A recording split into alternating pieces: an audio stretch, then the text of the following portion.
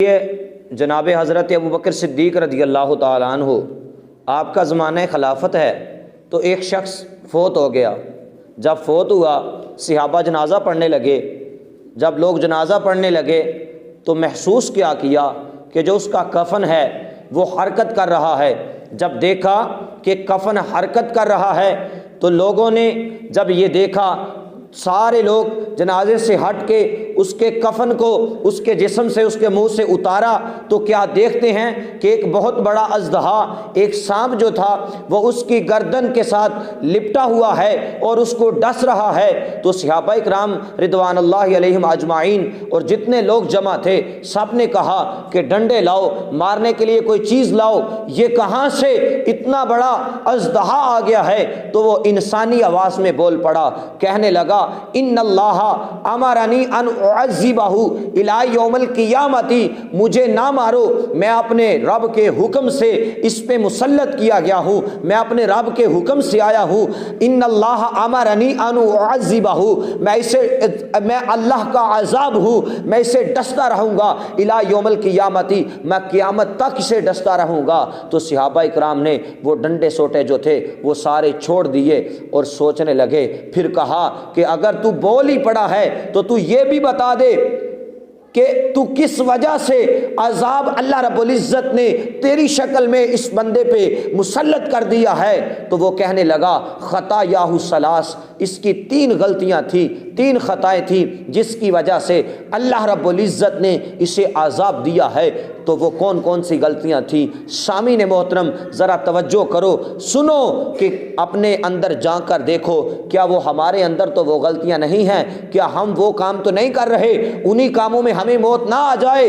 کہا اس کی پہلی غلطی یہ تھی، انسانی آواز میں بولا اذا سمع الاذان لا یجیع الجماعت، جب یہ اذان ہوتی تھی یہ بدبخت اذان تو سن لیتا تھا لیکن یہ مسجد میں نماز پڑھنے نہیں آتا تھا، جس کی وجہ سے اسے عذاب دیا گیا ہے۔ اور کہا دوسرا اس کا گناہ یہ تھا کہ جب اس کو اللہ رب العزت نے مال دیا یہ زکوٰۃ ادا نہیں کرتا تھا۔ میرے بھائیو ذرا سوچئے گا کہ ہم کتنی نمازیں ادا کرتے ہیں، جب وہ اذان سنتا تھا نماز نہیں ادا کرتا تھا۔ ابھی ایک لاہور کا واقعہ ہے کہ لاہور میں ایک شخص تھا، تو اس نے اپنی آنکھوں کا چیک اپ کروایا، آنکھیں بنی، ڈاکٹروں نے کہا کہ 3 دن تم نے آرام کرنا ہے، 3 دن سجدہ نہیں کرنا، ایسا نہ ہو کہ سجدے کی وجہ سے تیری آنکھیں دوبارہ خراب ہو سکتی ہیں۔ تو 3 دن اس بوڑھے نے سجدہ تو نہیں کیا، اشاروں سے نماز ادا کی، لیکن اس نے 3 دن کھانا بھی نہیں کھایا۔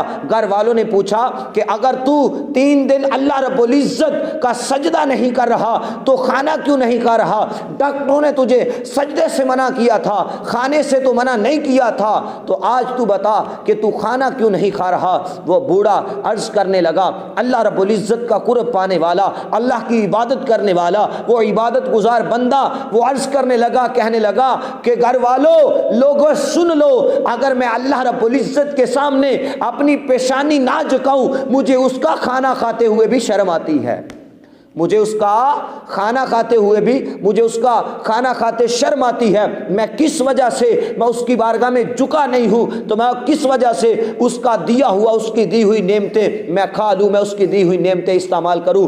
میرے بھائیوں ہم ماں کی گود سے لے کر قبر کی دیواروں تک اپنے رب کی کتنی نعمتیں کھا رہے ہیں، اللہ رب العزت نے ہمیں کتنی نعمتیں عطا کی ہیں، اس کے باوجود ہمارے سر کتنی بار ایک دن میں جھکتے ہیں، ہم کتنی نمازیں ادا کر رہے ہیں۔ اس کا پہلا گناہ تو یہ تھا کہ جب اذان ہوتی اذان تو سن لیتا لیکن نماز نہیں پڑھنے آتا تھا۔ دوسرا گناہ یہ تھا کہ زکوٰۃ نہیں ادا کرتا تھا۔ تیسرا گناہ فرمایا قول العلماء، علماء کا قول نہیں سنتا تھا، وہ گانے تو سن لیتا تھا، وہ فلمیں تو دیکھ لیتا تھا، وہ ڈرامے تو دیکھ لیتا تھا، اگر نہیں سنتا تھا تو وہ علماء کے قول کو نہیں سنتا تھا۔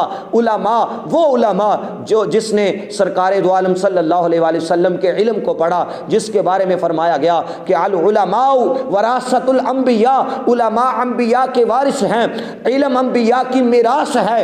تو علماء ہم لوگ آج کیا کرتے ہیں کہ جس کی بڑی زیادہ سر ہو، جو ایک مراثی آدمی ہو، جو ایک دف اور ڈول اور مسجد کے تقدس کو پامال کرنے والا آدمی ہو، ہم اس کو 30,000 دے کر تو بلا سکتے ہیں، لیکن آپ کے اپنے محلے کے ایک شیخ الحدیث کو نہیں بلاتے۔ وہ وجہ کیا ہے کہ وہ سر زیادہ لگا لیتا ہے، اور جو شیخ الحدیث ہے، جو عالم دین ہے، اس نے تو صرف قرآن پڑھ کے سنانا ہے، اس نے تو صرف حدیث پڑھ کے سنانی ہے۔ ہم قرآن اور حدیث سن کر بور ہو جاتے ہیں۔ میرے بھائیو، اس سے پہلے کہ اپنے اندر جا کے، کیا ہمارے اندر تو یہ اعمال نہیں ہے کہ اس کو قبر سے اتارنے سے پہلے اللہ رب العزت نے اسے دنیا میں بھی نشان عبرت بنا دیا، اسے اتنے بڑے عذاب میں، عذاب اتنا بڑا اس پہ مسلط کر دیا، اتنے بڑے عذاب میں اسے مبتلا کر دیا۔ آج ہم نے سوچنا ہوگا، آج ہم نے یہ بات، ہم نے اس بات پہ توجہ کرنی ہوگی کہ کیا ہمارے اندر یہ اعمال تو نہیں ہیں۔